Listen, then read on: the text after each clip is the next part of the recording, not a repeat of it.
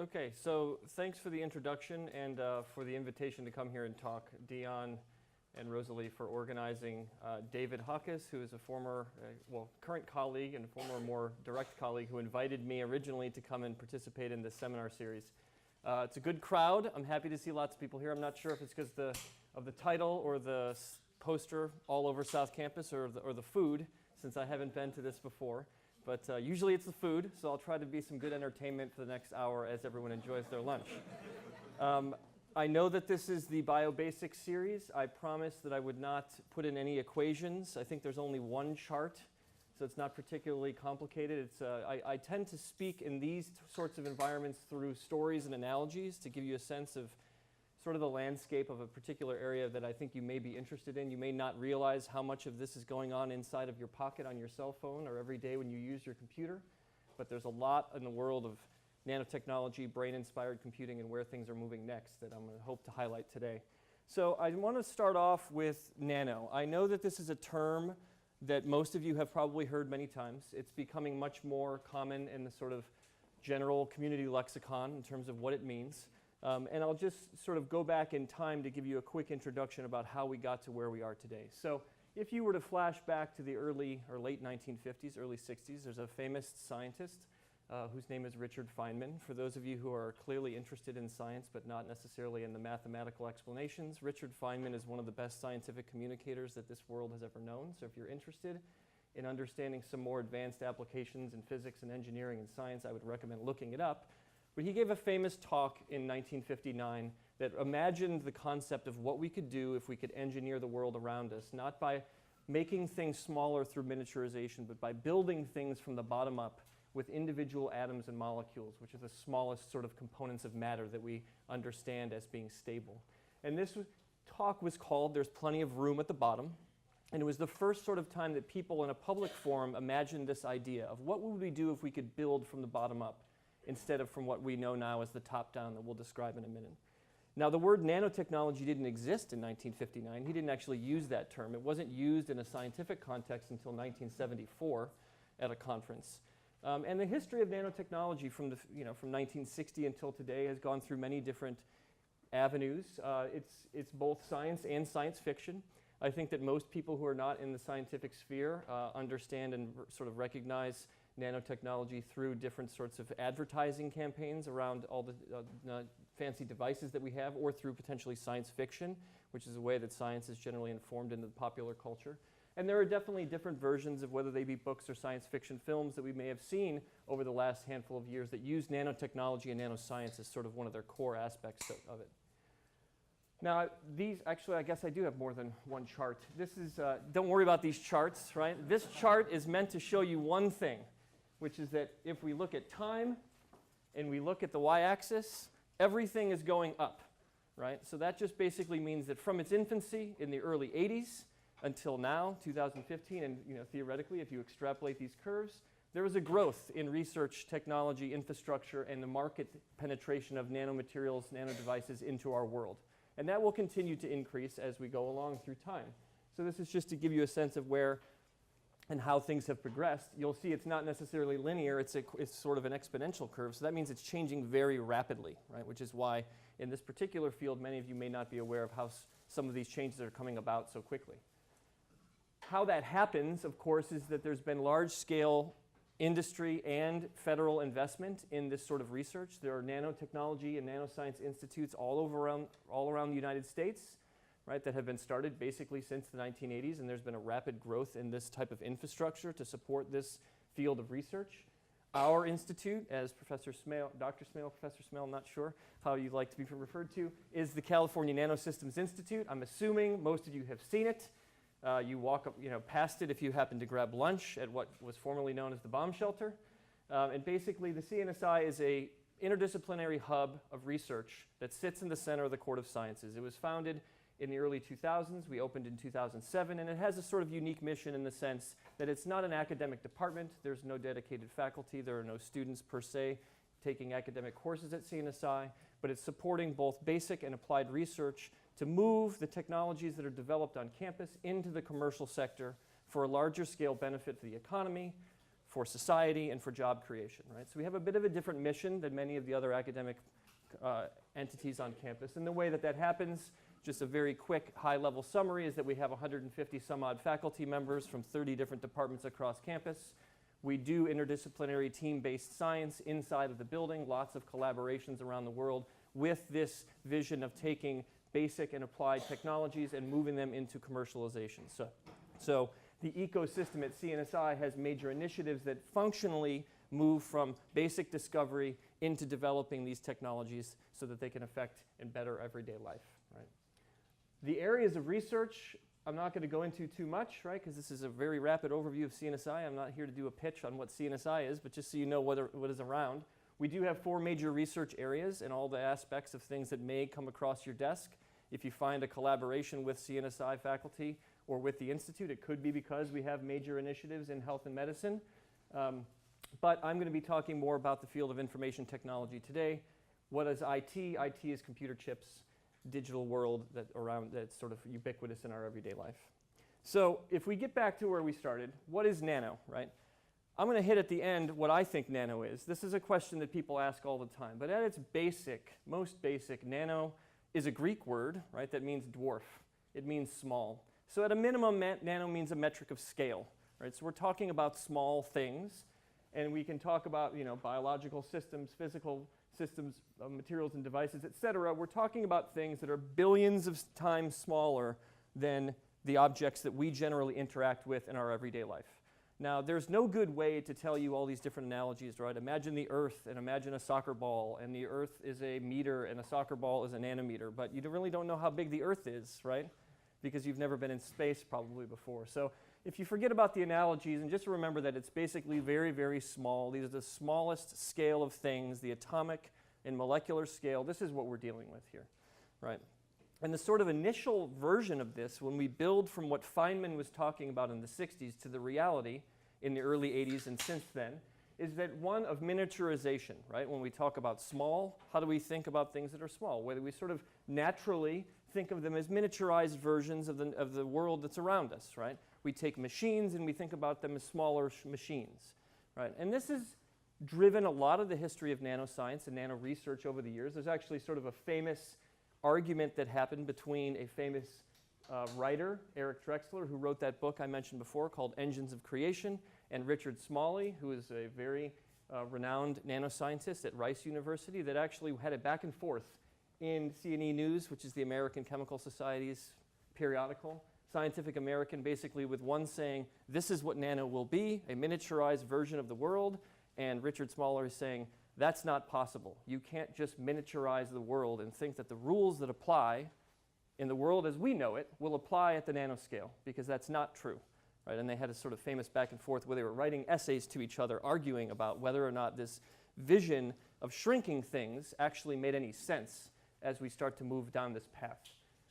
And the basic underlying principle here is that the devil is in the details, like it is in most things, right? If we look at the left-hand side, the macroscopic world in which we live, this building, right? There was an architectural drawing designed and put forth to the engineers to build this building. And they basically built a building that looks exactly like the drawings. If you forget about what they probably value engineered out because they said they didn't need it, or some small things that they moved around, the reality is that the building looks like the drawing, right? And in the same way, at the atomic scale, we understand crystal structures, very ordered periodic things that happen, right? The way nature has sort of naturally developed these materials to have very ordered structures that are very stable and very, very rigid. We can predict from a drawing something like this and actually then make the material, and it looks just like the models that we sort of understand from basic chemistry and physics. Microtechnology, which is the starting point for this miniaturization concept, which is what we've done since the 50s, is basically a similar version to the design drawings of architecture translated onto electronic circuits, right? And again, it works. You give a circuit diagram, you send it to a big factory, they make you a computer chip that looks exactly like the diagram with all the wires and all the switches and all the structures that look exactly the same. The problem is that nanotechnology, if we go down this role and shrink it further, right, those rules don't necessarily work, because when you start to get really, really small, things don't behave as predictably as you might like them to, right? The fact that we are not in a world free of energy, right? It is warm in this room. Everything is vibrating. You don't notice it, right? But the table is moving. Everything is moving around you, right? There's unpredictability when you start to get down to the really, really small scales. And when you try to build things with unreliable, unpredictable bits and components, you can't always get out exactly what you put in, right? So that's the difference here, is that there's basically a crucial difference between moving from, I'm going to sketch out some material and I'm going to assume that when I make it at the nanoscale, it's going to produce the behaviors that I want, or I'm going to shrink something down further and assume that it's going to be what I thought it would be, based on this sort of a paradigm of thinking, of design, of miniaturization, right? And that's the challenge that we have. And it's not something that's new, right?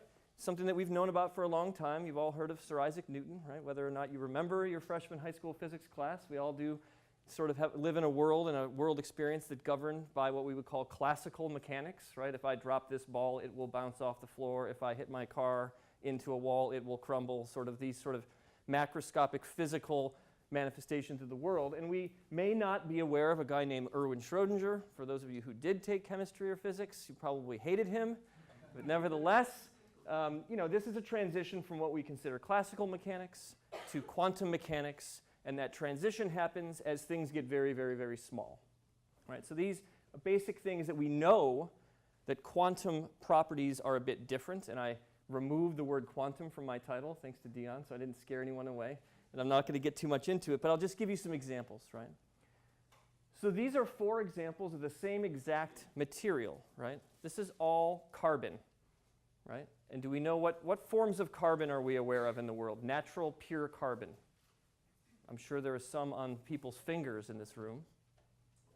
Diamond, right? So diamond is here. This is carbon arranged in a very specific way. No one takes notes with pencils anymore, but this is graphite, right? All carbon. If you take a graphite sheet and you roll it up into a tube, it's called a carbon nanotube. It's a really, really lightweight, super strong material. It's actually the strongest material ever produced by man. And this is what's called a buckyball. It's like a soccer ball, old school black and white panel soccer ball made out of carbon, right? And the point here is that these are, of course, very small, but structure also matters. Everything is made of carbon, but the positions of the atoms themselves make dramatically different properties. I'm sure for all the gentlemen in here, if you gave your wife or fiance a graphite ring, she probably wouldn't have been very happy, right? Because even though it's shiny, it's black, right? The diamond has a very specific property based off the arrangement of the atoms. The graphite also, right? It's a lubricant. You wouldn't want to try to write with a diamond pencil because you would end up cutting through the material that you're trying to write with, right? So even though it's made of the same stuff, right, it has very different properties based on how these things are arranged. And then if we take things that are made of the same stuff and arrange the same way, but we change their size, we can actually see things like this, which is a process called quantum confinement. We won't get into it too much, but a material that are known as quantum dots that are all made of the same exact material but are just different sizes are totally different colors, right? We normally think of, you know, your pants are beige, mine are blue, because there's a molecule in them that's a dye that makes it absorb or reflect light in a certain way. This material is the same stuff. Those 2 dyes are different. These are the same, they're just different in size, right? So this is a size effect, one of the most well-known ones that may seem fancy, but actually artisans thousands of years ago were using them to actually colorize stained glass windows inside of monasteries in Europe and in the Middle East. There are other examples in nature, things like the blue morph butterfly that actually has no pigment at all, but the structure of its wings actually captures all the light except the blue light. It makes it this amazing iridescent blue color, right? So the point being that when we start to shrink things and when we start to imagine building things from atoms and molecules, the way they're arranged, the size that they are, is not always easy to predict because you wouldn't necessarily think that carbon would all of a sudden become a diamond when you just arrange it in a specific way, right? So if we think about matter, scale, size, and how did we get to where we are with nanotechnology, one of them is sort of a driving force, right? One of the major focus areas in nano was in the information technology area. It was in companies like IBM, Intel, et cetera, who were trying to make computers smaller and faster. And they really were trying to deal with a thing called Moore's Law, right? And this is one of the 2 charts that I actually meant to say that I had. Moore's Law, again, is simple. It's not just that it's going up, but that it's basically linear. What this says is there's a guy named Gordon Moore who worked for Intel at the time, and he said that we predict that we will be able to put every year 2 times as many switches inside of the same amount of space, right? And that, if we keep scaling that, will make the switches smaller and smaller and smaller, and we will have higher and higher and higher performance in our electronics, right? And this linear trend, it's not quite linear, right? But of course, you know, they say it's linear, has basically been followed as we've moved over the last 50 years in making computers and the components within them smaller and smaller and smaller and smaller. So this was a lot of the motivation for Nano, was shrinking stuff down because computers, as we'll see, not particularly efficient. And we tend to get spoiled by the fact that we have tiny, tiny devices doing lots of things in our desks, in our pockets. That's not where we started from. Now, where we did start from is a man named Alan Turing. Now, I'm not going to claim that he is the only father of modern computation. There's lots of names. I can't do a full treatise on all the different players at the time. Alan Turing is one of the most well-known ones, and he wrote a few papers that were very, very influential as far back as 1936, which was talking about how you could imagine a machine doing calculations, right? It was called uncomputable numbers. It was the formulation for the first computing machinery, right? And then sometime later, he wrote a machine called Computing Machinery and Intelligence, where he was pondering, if you have a machine that can universally calculate anything, could it ultimately be an intelligent machine, right? And now you may not be interested in this, but if you see what I highlighted here, you may not be able to read it. It says The Imitation Game, right? So if you haven't seen it, you may be familiar with this, right? So this is a movie that came out a couple years ago. Benedict Cumberbatch played Alan Turing. It's a really, really nice movie highlighting how computing machinery played a really strong role, obviously, in World War II, but also lays a bit of the foundation about where computing came from at the time. So it has a storied history, right? Computing goes way back. If you want to talk about computing machines, we can go back to things like what's the plural of abacus? Abaci? Just abacus, okay? So, you know, mechanical computing machines where you're turning cranks, right? Moving forward into sort of analog and digital electronics to the World Wide Web to personal devices, right? There's a storied history of using machines to do computation. But for this talk, the point is that for those of you who are old enough to remember, I didn't have one of these, but my dad did, right? And it plugged into the car, and there was really not much of a battery. You had a case for it, and you're lucky if it made a call. The difference between that and this thing, which is, I guess this is even out of date, because this is probably bigger now, but nevertheless, is the fact that the guts of it have gotten smaller, right? We've been, again, miniaturizing, shrinking everything to make it smaller and smaller and smaller. More efficient, right? Smaller equals better. We can pack more features in the same space, less power, more performance, right? By making things smaller. So how do you make stuff smaller, right? Well, traditionally, right, in our human experience, we make things, most traditionally, by what we would call top-down, right? We take a block of something, and we get rid of what we don't want.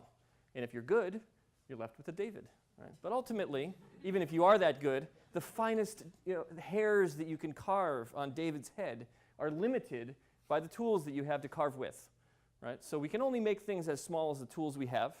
And when we're carving stone, that tends to be chisels and hammers, right? If you think about how we could do this at the nanoscale, we do have things like NanoSCALPELs, right? There's this technology called a focused ion beam, which is sort of similar to a laser, but it's not shooting photons, it's shooting ions. And you can basically go in and carve out material with nanoscale precision, basically going in and irradiating and removing materials to make very highly precise structures, right? Whether they be lamella for transmission electron microscopy, that's for you, Ivo, I put that in there. Or things like this, which aren't scientifically functional, but it's sort of a demonstration of the artistic interpretation of this. The reality is while this works, it's extraordinarily slow, right? There's a reason that we don't use these. There's also a reason why we don't write by hand every book that we read, right? The printing press dramatically improved the throughput of making prints, reproducing many copies. Imagine what you think your iPhone costs a lot now. Imagine what it would be if someone had to do it all by hand, right? So we don't want to have to deal with that. We want to be able to print high throughput.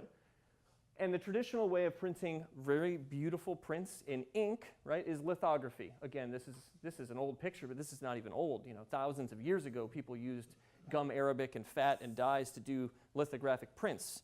This is using more sort of modern offset printing, even though I took a sort of historical picture, We now move beyond using ink to being patterning metals. We use a technique, advanced techniques called optical lithography, and advances in this technology are, again, why at best the wires inside your newest iPhone are about 15 nanometers in diameter, right? So very, very, very tiny. So shrinking down from micron scale, if you remember that imitation game, this huge thing, if you've seen it, like cranks and wires, right? Down to the point where the individual wires are tens of nanometers in dimension, right? And that's how your phone, of course, can pack so much functionality into the same space. And what we're talking about here is integrated circuits, right? These are circuits that have everything, all the wires, all the switches packaged into these beautiful little packages that you can basically put together like modules and make fancy digital architectures that sort of underlie our everyday life. The problem is that you can't necessarily go down much farther. One of the reasons that we're running into a limit, as we'll see in a second, of Moore's law, is that our tool is too big. Right? We're still using a tool to do that. We're using light. Light has a wavelength. That's its size. We don't really think of light as having a size, but it does. Right? And we can play some tricks, but we run into another limit. Right? So if we run into a limit, we can't go smaller, then what do?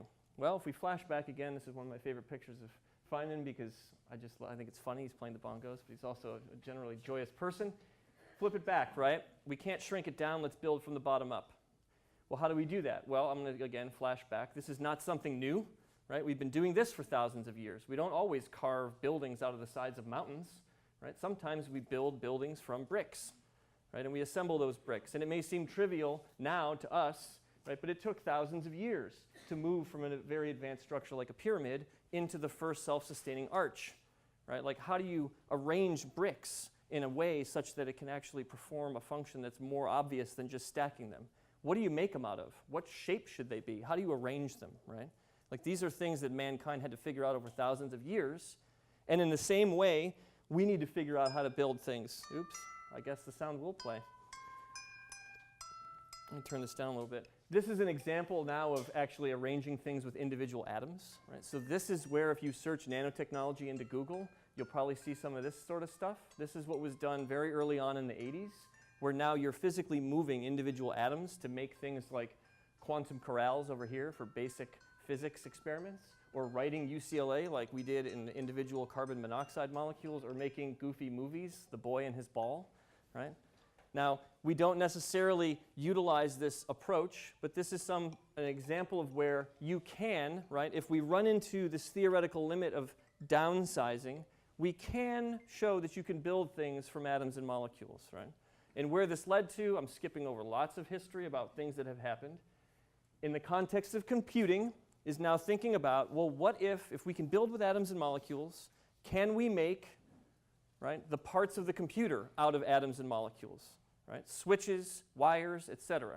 It's called molecular electronics. It was a huge area. It still continues to be a pretty hot area, but it was a huge area in the early 2000s. This is why one of the areas that CNSI's founding was from Hewlett-Packard and companies like Intel and IBM that were trying to figure out new ways to merge chemistry and engineering to make these sorts of things. The problem with molecular electronics, I'm not going to ask you, but if you remember what we said, the devil is in the details, is that these things don't always behave as you might like them to. This is a very pretty picture, right? But if you stick that molecule in that space, it doesn't always act exactly like you might think it would, just because you have some general sense of its properties, right? So it gets tricky to do these sorts of things, and it's why molecular electronics has hit a bit of a wall. It still continues to be an active area of research, but it's faced some challenges of sort of recognizing its own reality. When you rely on unreliable things, don't be surprised if what you get out is unreliable, right? So, Moore's law, right? Beautiful chart going for 50 years. Everyone has been predicting it's going to die for the last 20 years, and people keep figuring out how to not make it die, right? There's a bit of a consensus at this point that it actually is probably going to not necessarily die, but not keep following that trend. And we're going to run into an issue due to various challenges that continuing to just make smaller and smaller things and packing them into smaller and smaller places may not be the best approach, right? So what we see now is instead of sort of going down this path of just continuing to shrink stuff, is rethinking about what a computer is and how it works. So there's lots of history in this area as well. There's a large national initiative that was announced last year for future computing by the OSTP, which is the Office of Science and Technology of the President. And it has all the major funding agencies involved. That's basically challenging us to rethink about how computers work and how they're going to work in the future. So why do we need to rethink it, right? Well, this guy is another famous person that I will mention and point out. His name is John von Neumann. You may not have heard of him, but he's probably one of the most brilliant thinkers of the 20th century. He was the person who basically took Turing's ideas and turned them into a physical architecture that could implement computing. Every device that you have in your pockets and on your laptops is running a von Neumann architecture, right? And what we see is that basically it's very good at certain things. It's very fast, it's reliable, it's ordered, it gives you exactly what you want, and it can work really, really well when the data that you give it is well defined. But the problem is that that makes it rigid, it can't struggle with messy information, and it has a bottleneck. Because what happens in the von Neumann machine is that processing happens over here, decisions, memory is over here. So if you imagine that every time you had to do something, you had to ask somebody else, right? Back and forth. Is that an efficient process? Every time you need to make a decision, you have no memory, right? You just go over here, you ask, what did you remember about that? Then you have to make a decision, then you have to go back, right? It's called a bottleneck. We all know how that goes, right? Everyone has to stop at the freeway, right, to get through. There's a bottleneck that's there, and there's no way to avoid it on this classical architecture. It's one of the biggest challenges that we face in terms of making things better for computing. Add to that the fact that we know that there's more to life than ones and zeros. Not everything is captured in digital computers, right? The essence of our world is not just, can't be captured and written as a string of ones and zeros, right? There's something about the brain that is fundamentally different than the way that our computers work now. And this is not a new idea, right? Again, Alan Turing, flashback, wrote a famous paper that people said was crazy and wasn't actually published until after he died. But it's basically called Intelligent Machinery, a Heretical Theory. And this was written in the 50s, published not until after his death in the 90s. But it's basically the idea of, can machines exhibit intelligent behavior? And for those of you who have seen Ex Machina, you would remember that they were running a thing called the Turing test, right? To try to figure out, can you tell the difference between a machine and a computer if you don't know that it's a machine and a computer, right? And this is a sort of test that's there. And the history of trying to do artificial intelligence or neuromorphic computing, right, is again another storied history that I don't have time to go into. It's been going on since the 70s and the 80s. Started up by a guy named Carver Mead at Caltech in the world of neuromorphics. Artificial intelligence has been around for a really long time. But the sort of story here is that can we think about instantiating how it is that the brain does things into a synthetic machine, right? It's a history of fits and starts because there's been lots of activity and excitement, and then it falls off. And then there's history, and there's breakthroughs, and then it falls off. We're currently in the midst of one of those excitement periods, which is probably why I'm sitting here talking to you about it. And the sort of version of what we're talking about now is a thing called machine learning, right?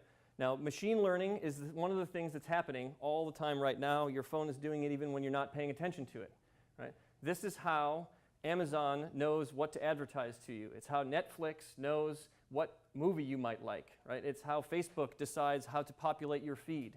It's basically taking all of the information from all the devices, all the sensors, all the interactions with our digital world and processing it through a machine that instead of being programmed to do one thing, learns from the data that it experiences, right? Now, of course, it has some boundaries. We have to. It's not just a intelligent machine that does it all by itself, but you sort of set the stage and you give it tons and tons of information, and these machines, right, generate advanced understanding of the information they've been provided. Now, it's all well and good that you can do computation without having to program a computer. This is a massive breakthrough in terms of what has been done over the last 30 years in computing. It's great, but you need tons of data, right? Which is why the names of the companies that have to theoretically play nice in the sandbox are all the companies that sort of permeate your everyday life, right? These are all the companies that if you sat back and thought are all gathering data about you as much as they can whenever you let them, or sometimes maybe when you don't let them, right? And they're using all that data to optimize and improve their algorithms, right? The software that controls the way in which it interacts with you, to make it so seamless that you don't even know that it's interacting with you, right? The machine is learning from our interactions. And that's all well and good, right? Assuming we have lots of data, right? And of course, you need a supercomputer, right? So none of this is happening inside your phone. It's happening on a huge computer somewhere. The cloud is not actually a cloud. It's a physical machine, right, somewhere. and it's a massive warehouse full of racks and racks and rows of servers that eat up lots of energy. And we'll talk about that in a second. So machine learning is great, right? But the challenge is that it doesn't necessarily deal well, because it's still a von Neumann machine, with increasing complexity, right? I said before, there's more to life than ones and zeros, right? And that is true. Not everything can be described very simply. The interactions of people, the world around them, the complexity of data from multiple different types of sensors. And your camera has a totally different type of data than this microphone does. How do you integrate those two data streams together? And that's a pretty simple task, right?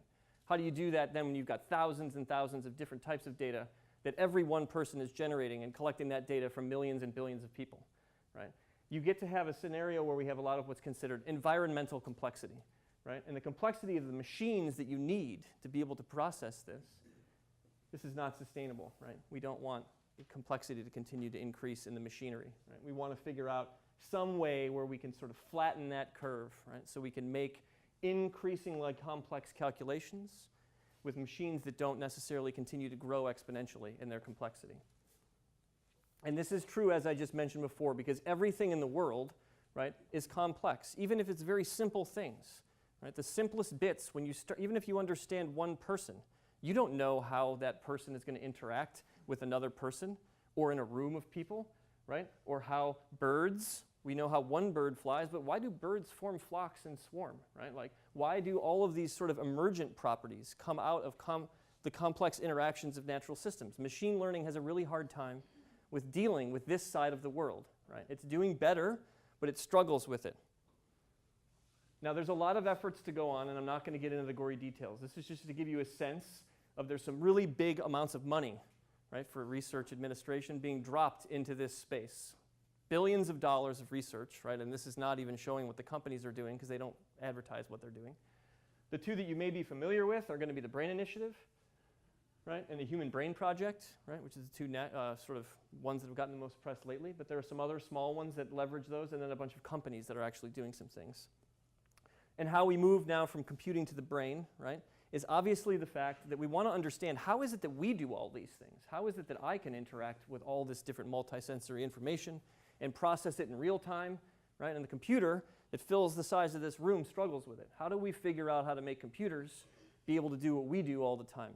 And one of the easiest places to start is to try to understand how our brain does it, right? Because it's the most obvious analogy to processing this type of data in a very efficient way, right? So we're now talking very much between what was the world of engineers and computer scientists with neuroscientists, whether cognitive, computational, philosophers, all different areas about how it is, what is the mind, what is intelligence, how does it work, right? And it's really trying to lay the groundwork for not only understanding the brain and what its dynamics are, but also utilizing that information to design new computing architectures that can do what the brain does in a physical instantiation that is synthetic.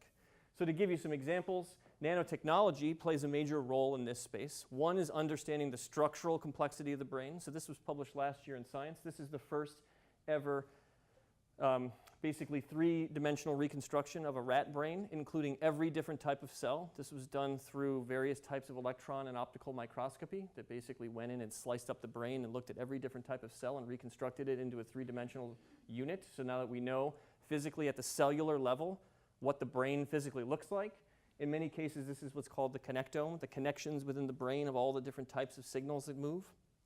We're not necessarily only interested in the structure of the brain, but also the dynamics of how the brain works, right? So this is some data that was not from Harvard. I can't remember who did this. Oh, UCSF, that's why I wrote it there. Good. Okay, so they basically took structural information of the brain, they combined it with EEG and diffusion tensor imaging inside of a functional MRI, and now they can generate simulated reconstructions of not only the structure, but how information flows through the brain. And because it's functional MRI, they can do it while performing tasks, right? So again, understanding the structure and dynamics of how the brain functions and how it works, with the hope of trying to draw some inspiration of this into designing next generation computers. We also do things in nanospace where we now have really, really advanced microscopes. This is what's called a light sheet microscope. This is able to capture hundreds of thousands of frames per second in a freely live moving organism and actually watching how the neural signals move through its body. So you'll see here in a few seconds when you flash a light onto the optic nerve of this zebrafish, you'll see the calcium receptor, or it should have gone, boom, big waves, right? You can actually monitor now in real time how information flows through an entire organism while it's alive and receiving stimulus, right? So nanotechnology, advanced characterization techniques, still plays a major role in the brain initiative, the Human Brain Project, understanding the structure and dynamics of the brain. The flip side of it, instead of just measuring brains, is to simulate brains, right? To take what we already know and to port that onto a computer. Now that sounds fantastical, and it is. We move from things that we're generally familiar with, chips, little computer chips, and we scale them up into these massive systems, right, that fill up the size of the rooms. And if you have enough money, you can fill a whole room full of IBM Power 750 servers, right? And you can simulate basically, I don't know, a grain of a rat's brain for like a couple seconds, right? And you really don't do exactly everything that's happening in the rat's brain. You sort of, you take out some of the stuff that you don't need, right? But you can basically simulate the dynamics of the brain in a machine that's this large, right, for a very small period of time using advanced traditional computers, supercomputers. Now, why does that matter? Well, because I didn't know what we were going to have for lunch today, right? I thought maybe we would have turkey sandwiches, but nevertheless, your brain works on a sandwich, right? You sit here today, hopefully it works on a sandwich. Maybe you need a coffee, but nevertheless, it works on a sandwich, about 20 watts of power, right? Not that much power, right, to do all the things that we're doing.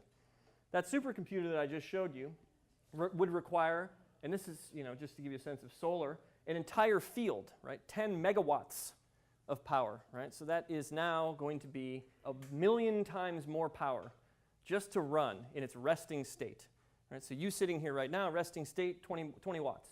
This thing, 10 megawatts to run that computer, right? So it's clearly not sustainable to take this sort of approach. If every person needs one of these, we're in deep weeds, right?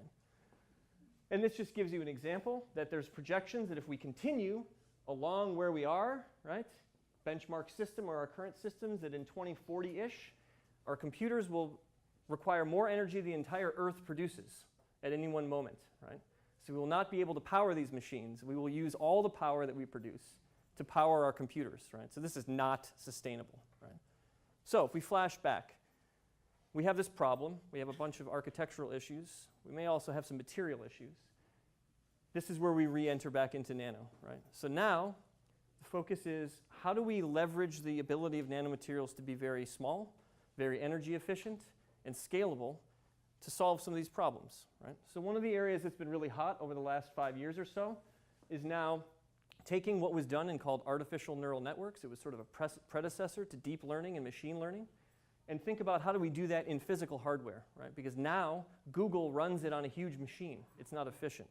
How do we run it on hardware that's designed to do this, right? We need the bits that mimic the brain in such a way.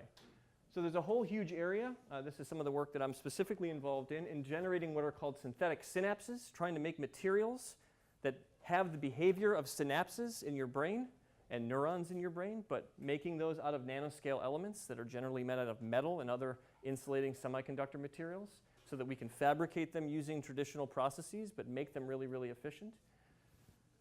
Don't worry about what this is. You guys have all heard of a resistor before, right?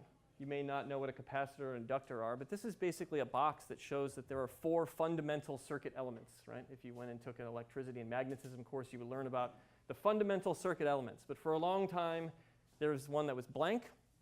Just about 10 years ago, there was a discovery of this thing called a memristor, right? It's called a memory resistor. So it's a resistor that remembers what its state was before. This is the basis for the synthetic synapse, right? You can analogize this behavior to what a synapse does. If you go back to things like Hebbian plasticity, right? The neurons that fire together wire together, right? The more you stimulate it, the longer it you strengthen or weaken the connections between neurons based on its history of stimulus. These little memristor elements do the same thing. The more energy you give them, the more often you stimulate them, the stronger their memory becomes. If you actually influence them the other way, you can make them forget, right? So there's sort of inorganic analogies to a synapse. And for those of you in the biological neurosciences, they can actually do spike timing dependent plasticity. They can do integrate and fire. They can do all these different things, right, by making these little materials that don't look like brains at all, right? Again, these are tiny little wires, right, like all high-density arrays of wires that at the basis of them, every one of these little junctions is one of these little synapses, right? So we can shrink these down, right, and make very, very high density, super efficient types of processors. Where the most recent example is a thing called IBM's True North, right? So this is a processor that they developed on a project that I was involved in with DARPA for a number of years to basically create a neuromorphic processor, a system using inorganic elements, right, that mimics the way that the brain works and make it into a chip. This chip is about yay big, right? This whole thing is a 4x4 grid. It's about this big, right? And this thing was able to show, as of about 6 months ago, world-class performance in image recognition using deep learning, which is what your Google, what Google is basically doing all the time. Now, instead of running at 10 megawatts, it ran at 250 milliwatts, right? So incredible gains in efficiency. By redesigning the architecture, using biological inspiration for how it works, it actually uses spikes, right? Like the brain uses spikes. When it's not working, it needs no power, right? So there's a lot of different instantiations of the biological construct of the brain inside of this chip, right? This is one of many examples of different companies that are building new circuit architectures that leverage what the brain is doing to enhance efficiency and performance, right? So this is the type of computer, if you ever read a news story, that can actually recognize images better than humans, and it can do it thousands of times a second, right? These sorts of things. Now, this all sounds great and slightly scary, right? But it still struggles in a certain regard with the fact that the system is designed to do certain things, right? And it doesn't necessarily do things particularly well when we start to have to deal with interactions of things, right? When we have to start to take data sets that don't mesh well together, when it starts to be asked questions that it hasn't seen before, right? Whereas you, all of you, not this row, I recognize them, but I just met a number of you, right? Like I could probably see you tomorrow, having only seen you once and remember who you are, right? Or I could see your face with half of it obscured and know who you are, right? Because I don't need tons and tons of data. Somehow our brains are able to do things without statistical amounts of information, right? And this scales upwards. As we start to think about all the interactions that are everywhere around us, it can become very, very difficult to think about how traditional computers can handle the fact that a human is not a machine, right? We've liked to make analogies between humans as physical systems and draw them like robots as machines, right? I use another slide like this. There's a thing called a Vaucanson duck, which is that in medieval times they used to make robotic ducks that would eat and walk and quack and poop, right? But it's not a duck just because it looks and walks and talks like a duck, right? It's still a machine, right? So we can't necessarily just think about the fact that if we put all the bits together, that we're going to get what happens in a natural complex system. Just like back to my example of the school of fish, or back to, if you go far enough back, I'm not going to take credit for this, Aristotle, right, thousands of years ago said, the sum is more, the whole is more than the sum of its parts. You can't just take a bunch of fish and stick them together and think that you're going to get some predictable behavior. We don't know why they flock and school the way that they do. There's all sorts of emergent properties in natural systems that cover all sorts of different ranges of our human experience, including activity in the human brain, that are the consequence of all these interactions, right, between all the little parts, all the data interacting together, right? And this is where even the current versions of these very, very high-level fancy machines sort of fall off. They struggle a little bit. Now, this is not something that everyone doesn't know. We all know this. This is what we're trying to address. If we now flash back again to Alan Turing, there was another paper that he wrote that no one ever really looked at, which was called an unorganized machine. So instead of these nice little patterned crossbars where everything is controlled and we know exactly what everything is and where it all is at all times, he had an idea of what if we actually put together a network of these elements where it was totally unorganized and you just fed it information and let the information flow through it. Just like sort of if you watch the emergent spatial patterns in your brain, right, when it's stimulated by light or by signal and sound, or like watching this. And he showed a long time ago in math that these are actually universal. These types of machines can carry out any calculation with equivalent efficiency. The problem is, how do you make something like that, right? How do you build it? So I'm not going to get into too much into my work. I haven't talked really at all about my stuff. We do have a project in this regard where we're using those memristors and putting them into self-organized networks that are biologically inspired, like the neuropil of the cortex, basically a highly interconnected network of inorganic synapses that interact and receive signals These are the chips. You can hold them in your hands. Inside the center are billions of interconnections, these little synapses, and then we sort of look and see how the emergent properties come out and how we might leverage those to do computation. So this is a sort of one slide description of it. If you want to read anything more about it, there was an LA Times article in 2014 about these things. This is actually a wafer of them, but nevertheless, we do some work in this regard here at UCLA. There's sort of an emerging body of research in different disciplines and in different areas, mostly in the School of Engineering, but there are some people in the medical school, especially in the computational neuroscience sides of things, that are sort of exploring brain dynamics as a sort of foundation for building new computers. So we're almost done. 2 more slides. Looking ahead, right? I gave you sort of a historical story, right? We came through trying to make things smaller. Right? And most of what we were making, whether we were building from the top down or from the bottom up, were basically passive. Right? They were just sort of there. Then there was a period of time where we started to do things that actually did things, right? Active materials that where you could leverage their properties. We then have sort of in this space now where we're trying to integrate different materials together. Right? How do we put those bricks together? We've got this really cool brick, and it's got this really interesting property, but how do we put it where we want it to do without having to place it one by one by one, right? We don't have an army of people carrying the bricks along to place them. We want them to do them by themselves. How do we integrate them into devices that don't necessarily use the same technologies that we use for miniaturization? And then we're sort of moving into this space where you see a lot more of the nano-bioengineering interface, really merging different approaches to designing next-generation nanoscale systems, devices, materials, to solve all the large-scale problems, these grand challenges that face us. So if you ask me, at the beginning, none of you did, but I asked myself, what is nano, right? The easy answer is it's small, right? What I would say is it's not just things that are small, right? It's not just shrinking things down to make them more efficient, right? To make them consume less power, to make them faster.